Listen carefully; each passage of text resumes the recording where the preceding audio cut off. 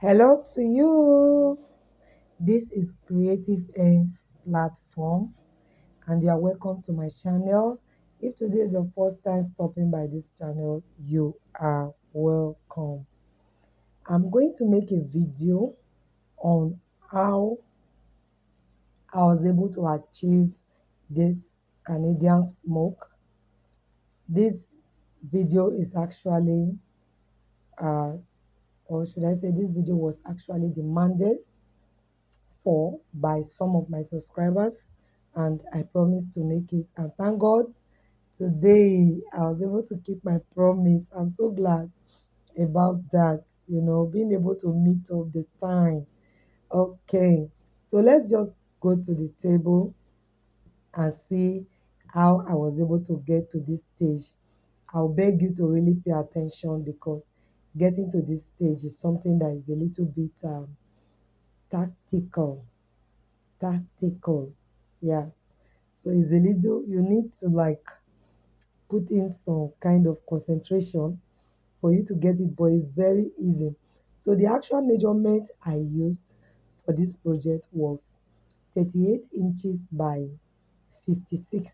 So by the width, that's the wideness, it was 38, and then the length was 56 because it was that part of the length that I have to use to create the base of the turban. So 56. But after smoking it, we are going to see the length we later got after smoking it. But what is with me now is just a piece of fabric that I would just want to use for the purpose of illustration. So I cannot come here and smoke the whole of that 58 by 36. So that's why I have to like show you this particular one. So what I did was, first of all, to fold this fabric like I am folding pleat, like you are creating a pleat. So at a time, because I really need to explain this part, and please, I need your attention. So at each point, you will create a double pleat. Do you understand? So you fold it. So wash my hand again. You fold the first one like this, and then you fold the second one like that, and then you bring the two, I will be calling it legs so that we can understand. Eh? So you bring the two legs together that you've just created now, and then we are going to be tying it two. So two, each double pleat together. So we are going to be tying two. After creating the first, second, you give another space, just not really far, but just like 1 inch space. You fold another plate, fold the next plate, and tie it. So this is what I will do until I get to the end of the length of the fabric. For this particular turban, this uh, this process is what is important. I know you can sew your cap base, most of you can. When it comes to the part of making the cap, you can. So it's the design. So that's why I'm going to take a little bit of your time to explain this design. So I'll just tie it two, and of course you are going to leave some space from the beginning, and you are going to leave some space at the end. So you can see what I'm doing now, folding the double pleat together, and then I'll just use the office pin to secure the edge. I'll use the office pin to secure the edge of each. So I'll secure it like that continuously. The two, like I said, I might be calling it legs, I might be calling it pleats. So two legs together, you use your pin to hold it down. The next two legs together, you use your pin to hold it down. The reason for this is to help guide you on the legs so that you know the one you are taking at a time, because for us to create this smoke, we need these legs to create these smokes, and we have to understand the pattern we are using. So now Remember the first time we just tie two two two two two two, we are done. Now this second step, what I will do is that I will leave the first leg where you can see the arrow now. I will go and hold the second leg and third together. um So the rule of this game is 2-2. That it must be double. Your time must be double. So if you look at it again now, I'm going to take two, the next two. That's why I'm folding it for you to see. Do you understand? So after that, the next two, I'll clip it together. So you see that it's creating like um, a V, a V sort of shape eh, for this first part. But by the time we proceed to the third leg, it will be looking like a diamond shape, like two V shape facing each other. It's going to look like a diamond. Yeah.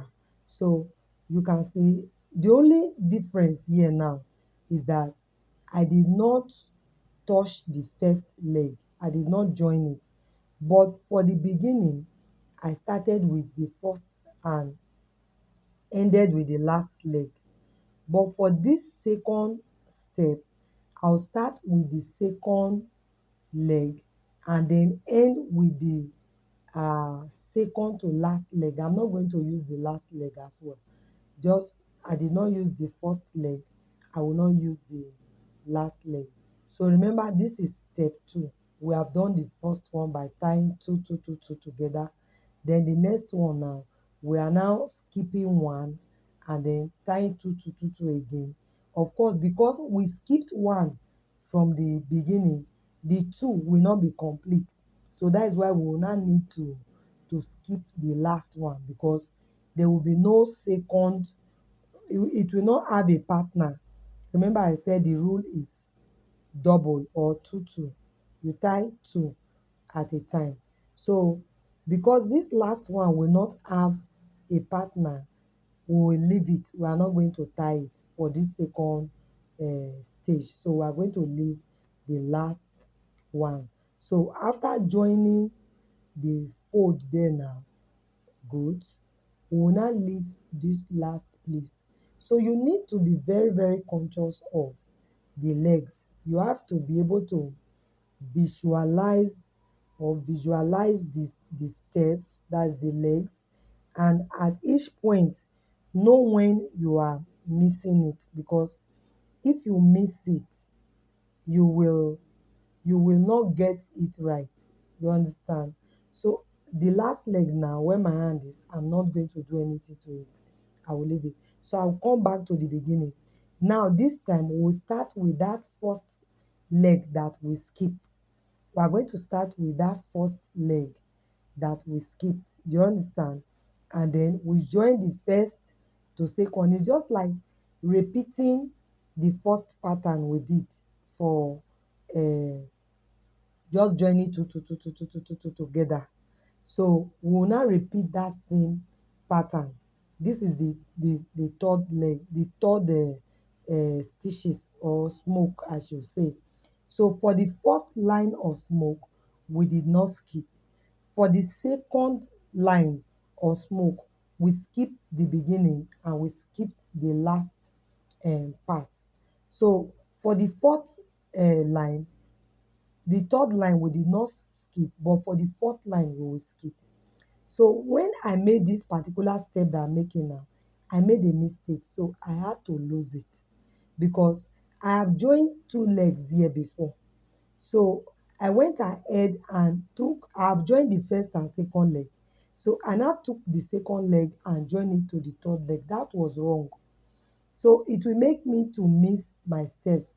So by the time I wanted to join the third and fourth leg, and I find out that I joined the second and third, so which wasn't right. It's not like you cannot manipulate it, but if you really want to go smoothly, you just have to ensure that you follow it in the right an explained manner is very important. So I had to, like, that part I'm holding now, I had to lose it, cut off the thread and free it. So what I did was join the first and second leg, join the third and fourth leg, join the fifth and sixth leg, join the seventh and eighth leg.